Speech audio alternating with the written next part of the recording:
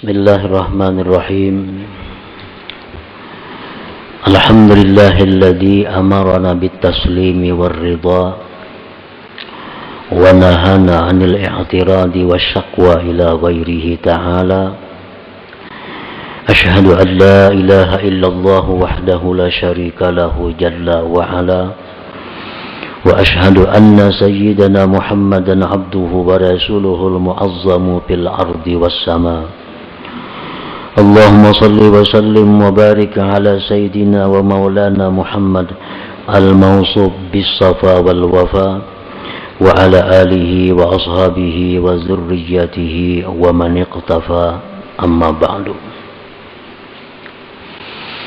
Yang kita hormati dan kita cintai para habaib dan para alim ulama, para muhibbin hadirin hadirat rahimakumullah.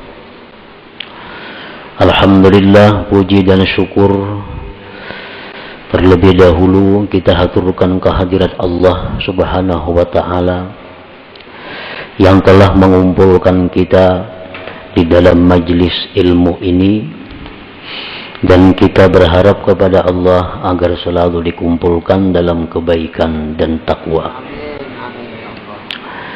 Puji dan syukur pula kita haturkan kehadirat Allah subhanahu wa ta'ala yang mana pada saat ini telah menempatkan kita dalam posisi talabatul ilm, dalam kedudukan penuntut ilmu.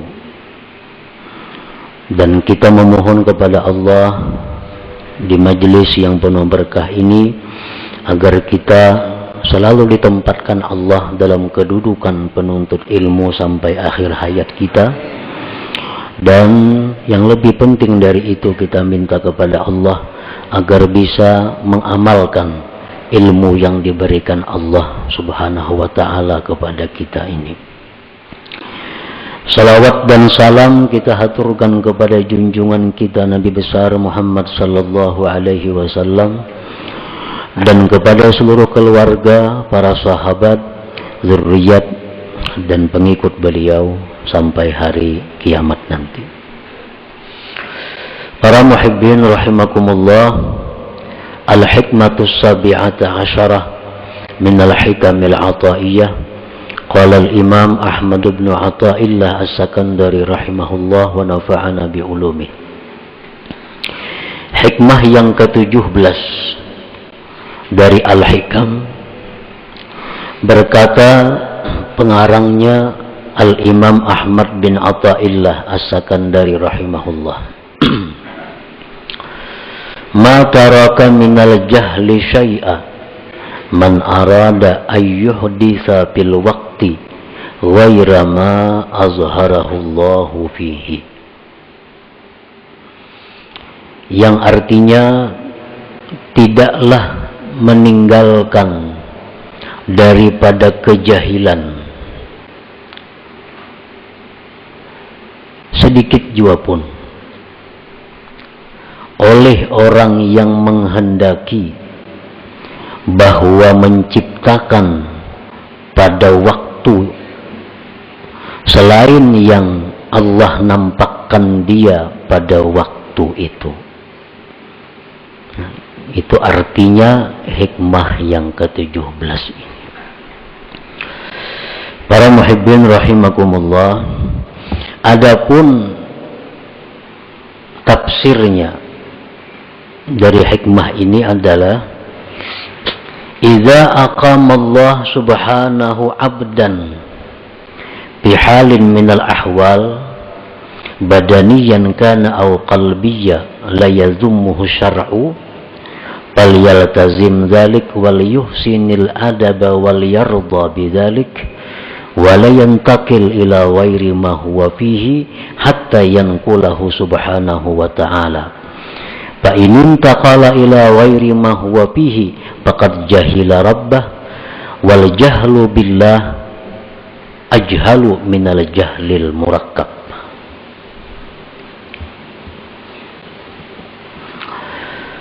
Apabila Allah subhanahu wa ta'ala menempatkan seorang hambanya pada satu keadaan daripada keadaan-keadaan. Baik keadaan itu bersifat badan atau bersifat hati,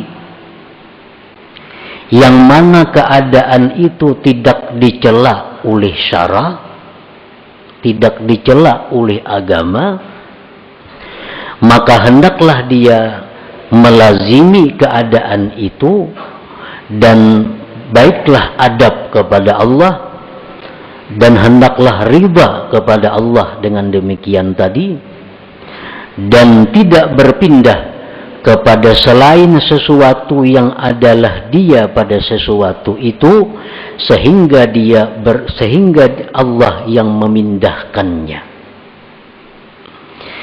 Apabila dia berpindah kepada selain sesuatu yang adalah dia pada sesuatu itu, maka berarti dia jahil dengan Tuhannya. Jahil dengan Allah itu lebih jahil daripada jahil murakkab. Nah, itu salah satu di antara sekian banyak tafsir uraian daripada hikmah yang ke-17 ini. Seorang hamba, ini hikmah yang ke-17 adalah merupakan adab.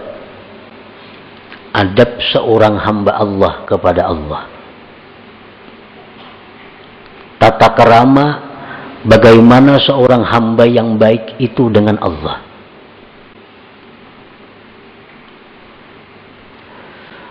Apabila Allah menempatkan kita di dalam satu keadaan, baik yang bersifat keadaan itu di badan kita atau hati kita, yang keadaan tadi jelas sudah tidak dicela oleh agama, maka keadaan tersebut kita lazimi dan hendaknya kita membaguskan adab dan kita riba dengan keadaan yang ditempatkan Allah itu, dan kita tidak berpindah untuk mencari keadaan-keadaan lain, sehingga Allah sendiri yang memindahkan kita kepada keadaan yang lain itu. Apabila kita berpindah sendiri tanpa ada petunjuk dari Allah, maka berarti kita jahil dengan Allah. Sedangkan jahil dengan Allah itu lebih jahil daripada jahil murakkab.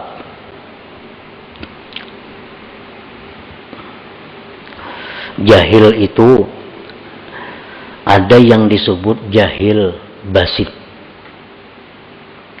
Jahil basit ini artinya orang yang tidak tahu sesuatu dan dia tahu dirinya tidak tahu sesuatu itu. Contohnya, ujar orang, ikam tahulah nangaran sepeda motor nito. Tahulah ikam nangaran sepeda motor. Jarnya kada tahu. Jarnya kada tahu. Ini ngarannya jahil basir. Orang yang kada tahu dan dia tahu bahwa dia kada tahu. Tahulah sepeda motor, kada tahu, habis sudah kisahnya. Ini jahil yang paling inting. Dan kadang-kadang jahil seperti ini dalam beberapa hal terpuji. Jahil yang kedua adalah jahil murakkab. Orang ini tidak tahu dan dia tidak tahu dirinya tidak tahu. Ini berat jahilnya. Kada tahu lawan sesuatu dan inya kada tahu bahwa dirinya itu kada tahu. Ujar orang, ikam tahulah sepeda motor. Tahu ay. Mananya? Tuh, menunjuk ke kambing. Menunjuk ke kambing. Berarti orang ini jahilnya double. Lawan kambing kada tahu, lawan sepeda motor kada tahu, lawan dirinya jahil kada tahu. Nah, ini ngarannya jahil murakkab. Yang lebih jahil dari jahil murakkab ini ada lagi. Orang yang jahil dengan Allah. Orang yang tidak tahu bahwa Allah yang menciptakan dia. Orang yang tidak tahu bahwa Allah yang mengatur seluruh yang ada ini. Orang yang tidak tahu bahwa Allah yang menghendaki segala yang telah terjadi dan akan terjadi. Dia tidak tahu bahwa Allah yang memberi rezeki kepada dia. Dia tidak tahu bahwa Allah yang menghidupkan dia. Dia tidak tahu bahwa Allah yang mematikan dia. Nah, jahil terhadap Allah ini lebih jahil daripada jahil murakkab tadi.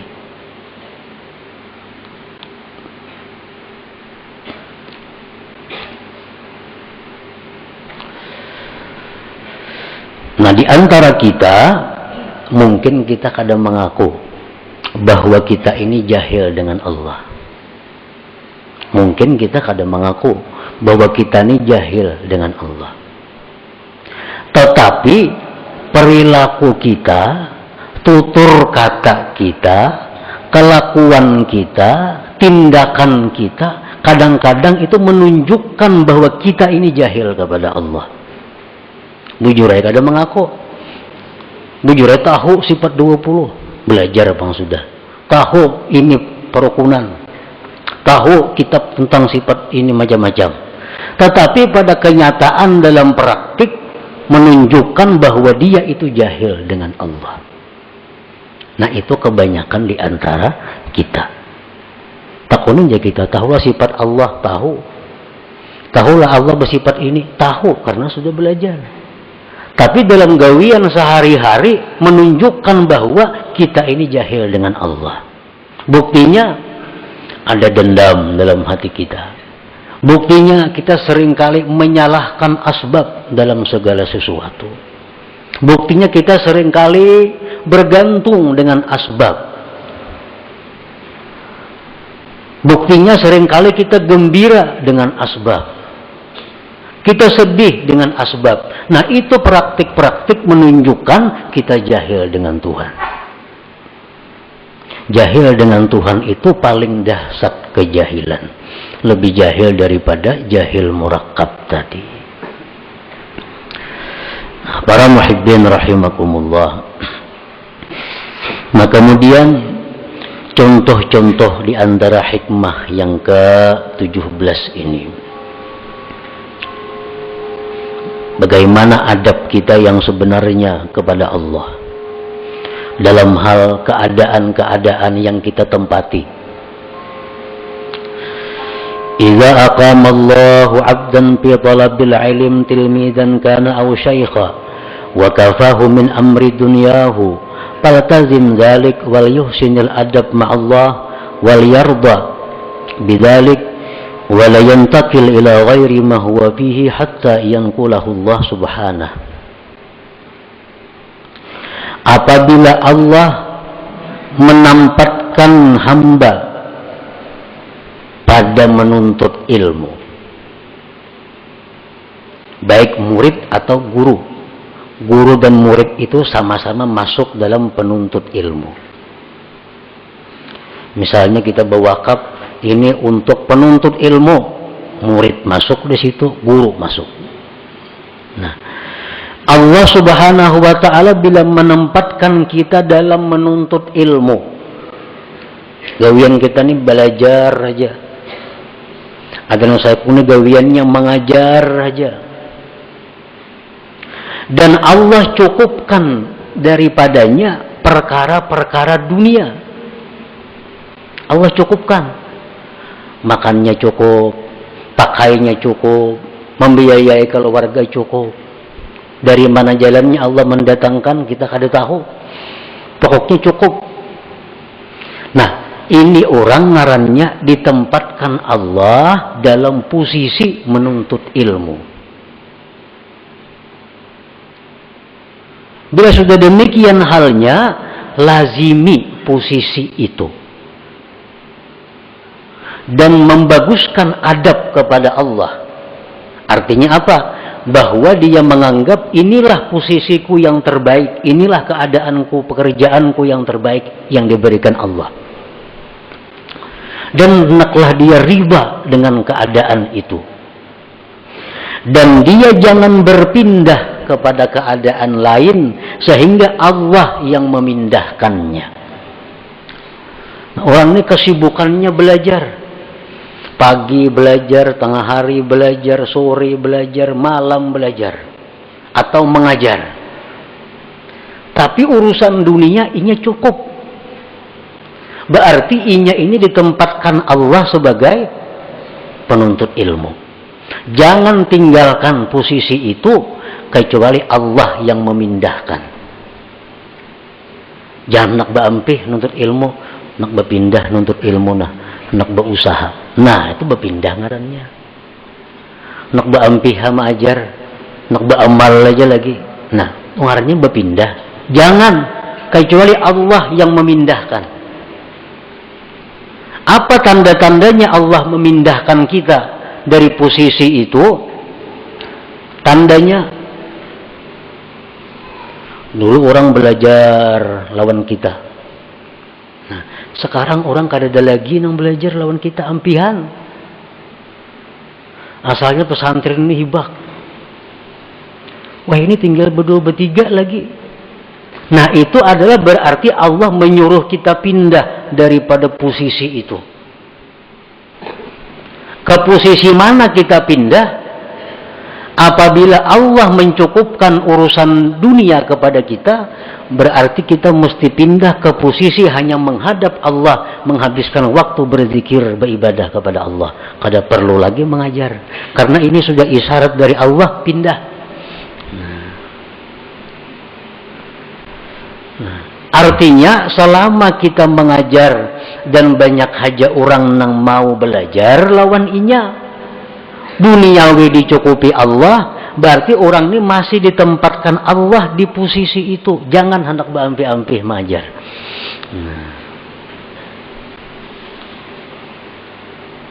Orang hendak belajar lawan inya masih banyak, urusan dunia dicukupi Allah aja, berarti Allah masih merestui kita di posisi itu. Jangan pindah. Jangan hendak dalam kamar aja bakurang berhalwat, jangan. Karena Allah masih menghendaki kita di posisi itu. Nah, kalau kita berpindah karena banyaknya menghadapi tantangan, banyaknya menghadapi rintangan, mah aku sudah ampih sama ajar, muyak enggak ini acaranya, bubar belajaran, aku nak istirahat, masuk kamar. Nah, ini orang ngarannya kada beradab dengan Allah, karena pindah posisi tanpa dipindahkan oleh Allah Subhanahu wa ta'ala. Nah, inilah salah satu contoh adab seseorang kepada yang dipilihkan oleh Allah. Contoh lain lagi, wa idza aqama Allahu 'abdan fi tijaratin aw sun'atin ma'as salamah fi dinihi wal muhafazah 'ala awradihi wal kifayah 'ala mu'nati man talzamuhu mu'natuhu falyaltazim dzalik wal yuhsinil adab ma'allah wal yarda bidzalik wa la yantakil ila ghairi ma huwa fihi hatta yanqulahu Allah subhanahu. Apabila Allah menempatkan seseorang hamba dalam perdagangan atau pekerjaan lain, kita ditempatkan Allah jadi pedagang atau pengusaha lainnya. Dalam berdagang itu, bekerja itu, agama kita ini selamat. Agama selamat. Artinya usaha-usaha kita ini tidak melanggar hukum Allah. Kan kadang-kadang ada usaha tuh nang bila kada melanggar hukum Tuhan, kada dapat. Bila orang kada menyuguk, kada dapat gawian. Nah, itu ada usaha. Ini sudah jelas Allah kada menempatkan di situ. Nah, usahanya ini, dalam menjalankan usaha itu agamanya selamat. Nang haram-haram kada digawinya, kawah aja, maju aja usahanya. Yang wajib-wajib kada ditinggalakannya, maju aja usahanya. Dan mengekali wirid-wiridnya, wirid kada terganggu. Sembahyang berjamaah 5 waktu kada terganggu. Baca Quran hari-hari sekian juz kada terganggu. Salawat sekian kada terganggu. Zikir kada terganggu. Ke majelis taklim kada terganggu. Dan usaha tadi mencukupi menghidupi keluarganya. Nah, berarti orang ini ditempatkan Allah pada posisi berdagang atau bekerja. Usaha untungnya cukup membiayai hidup sekeluargaan. Dalam menjalankan usaha itunya kada ada berdusta. Payu aja kada berdusta.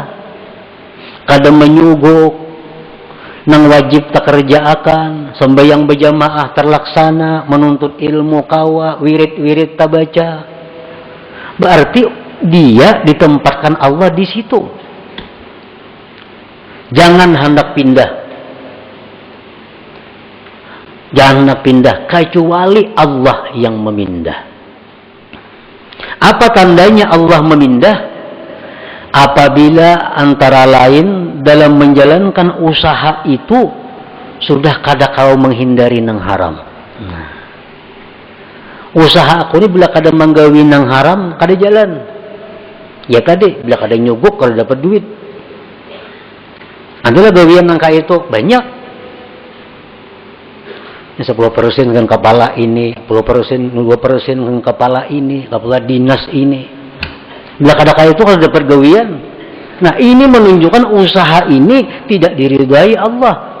Nah, kalau demikian halnya, dia wajib pindah usaha lain. Nah, itu alamat artinya Allah menyuruh pindah. Nah, cari pekerjaan-pekerjaan lain.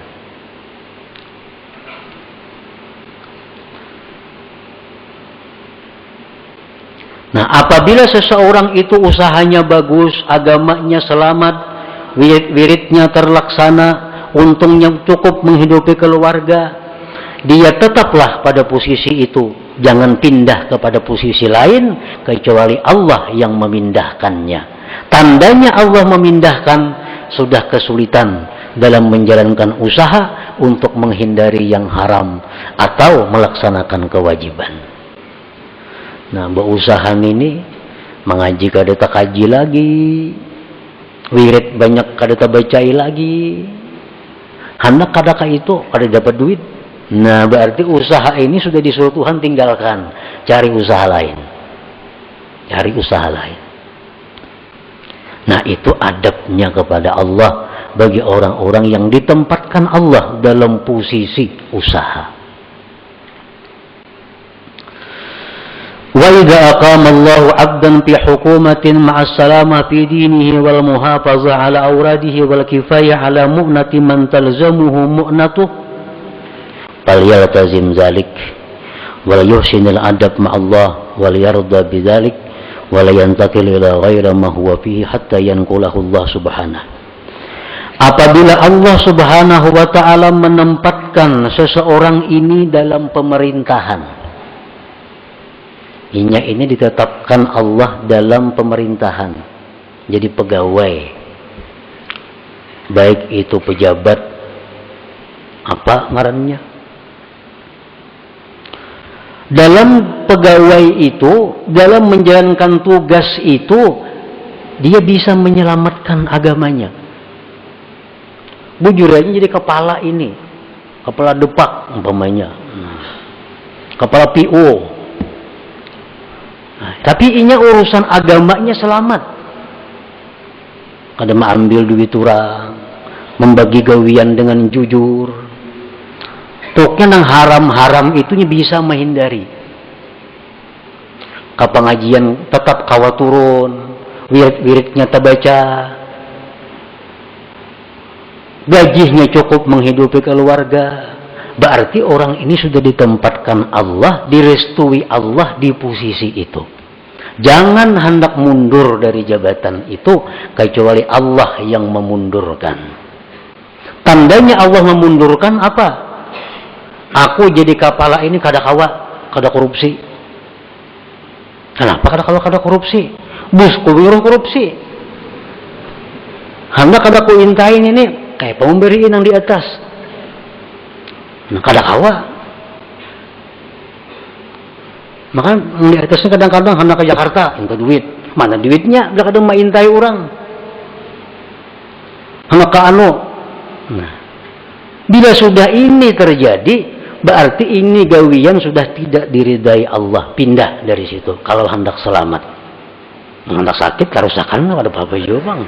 Ini hendak kisah, hendak selamat nih. Pindah dari posisi itu, cari jabatan-jabatan yang aman. Banyak kayak jabatan yang aman, yang kada berurusan lawan hal-hal itu. Paman sekolah aman jabatan. Nah, bisukan buka kunci sekolahan sepue istirahat. Pindah cari posisi yang aman. Nah, itulah yang dimaksud oleh hikmah yang ke-17 ini. Nah, sekarang kita ukur gawian kita, pekerjaan kita yang ada nih. Apakah direstui Allah atau kada? Apakah disuruh Allah pindah atau kada dari pekerjaan sekarang? Ukurannya, apakah agama kita selamat dalam pekerjaan ini? Apakah kita bisa menjaga wirid-wirid kita? Bila bisa, berarti pekerjaan ini diridai Allah. Dan Allah menempatkan kita pada posisi itu. Jangan berpindah-pindah dari situ. Kecuali karena Allah yang memindahkan kita.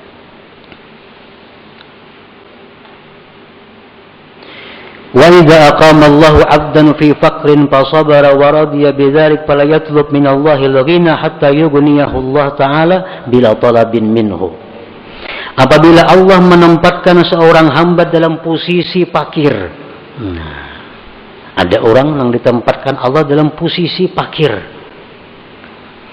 Fakir ini artinya orang yang memerlukan biaya sehari 15.000 rupiah. Tapi yang ia dapatkan hanya 6.000 atau kurang lebih itu. Ini fakir. Ia perlu sehari ini menghidupi keluarganya 20.000. Usaha yang didapatnya hanya 7.000. Nah, ini fakir. Apabila Allah menempatkan seseorang hamba dalam posisi fakir, tapi inya sabar. Inya riba aja, kada jadi pikiran. Beramal lancar, nuntut ilmu lancar, padahal duit sakit. Nah, fala yatlub minallahil ghina, jangan hendak minta kaya kepada Allah. Jangan hendak minta luas rezeki kepada Allah, sehingga Allah nantinya sendiri yang mengayakan dia tanpa permintaan daripada dia. Tunggu aja, hadangi aja. Bila kada sugih di dunia, di akhirat kena sugihnya. Nah, itu contoh orang yang beradab dengan Allah Subhanahu wa ta'ala. Nah, ini contoh-contoh yang bersangkutan dengan badan. Wa idza aqama Allahu 'abdan fi hali qabdin fala yatlub min Allahil basta hatta yanqulahu Allah ila halil basti. Apabila Allah Subhanahu wa ta'ala menempatkan seorang hamba pada keadaan sedih. Nah, kadang-kadang bisa datang dalam hati kita ini keadaan kacau. Padahal kada ada sebab apa-apa. Kita kada kekurangan apa, kita kada kehilangan apa, tapi kadang-kadang datang dalam hati kita ada perasaan-perasaan yang sedih, risau. Dalam istilah tasawuf disebut kabat ngarannya. Nah, bila kita datang hal seperti itu, kita jangan hendak menghilangkan itu. Apa nak keluar rumah nah, kepala asa pusing, jangan. Atau berdoa lawan Tuhan, ya Allah hilangkanlah perasaan kada nyaman, jangan. Hadapi perasaan yang kada nyaman itu, sampai kena Allah sendiri yang menggantikan keadaan itu kepada keadaan gembira. Bau berzikir, bau berselawat, sampai kena hati nyaman seorangannya, hati lapang seorangannya. Nah, ini contoh keadaan hati orang yang beradab kepada Allah Subhanahu wa taala. Man 'arafa rabbahu ahabbah wa man ahabbahu radiya bi hukmillah wa ikhtiyarihi lahu. Barang siapa yang mengenal Allah, dia pasti mencintai kepada Allah. Pasti mencintai kepada Allah. Asal bujur-bujur kita ini tahu tentang Allah, kita pasti katuju lawan Tuhan itu. Bila mana sudah kita cinta kepada Allah, kita pasti akan riba dan senang dengan apa yang dipilihkan Allah untuk kita. Kita pasti akan senang dengan apa yang diberikan Allah kepada kita. Nah, itulah para muhibbin rahimakumullah, sedikit tentang pembahasan hikmah yang ke-17 ini. Mudah-mudahan kita diberi Allah hidayah, taufik untuk bisa mengamalkan ilmu-ilmu yang diberikan Allah Subhanahu wa taala kepada kita ini. Ila hadratin Nabi sallallahu alaihi wasallam. Al-Fatihah. A'udzubillahi minasyaitonir rajim. Bismillahirrahmanirrahim. Iyyaka na'budu wa iyyaka nasta'in. Ihdinas siratal ladzina an'amta 'alaihim. Ya Allah biha, ya Allah biha, ya Allah bihusnil khatimah. Ya Allah biha, ya Allah biha, ya Allah bihusnil khatimah. Ya Allah biha, ya Allah biha, ya Allah bihusnil khatimah. فيا أيها الرجل منه شفاعة صلوا عليه وسلموا تسليما اللهم صل وسلم على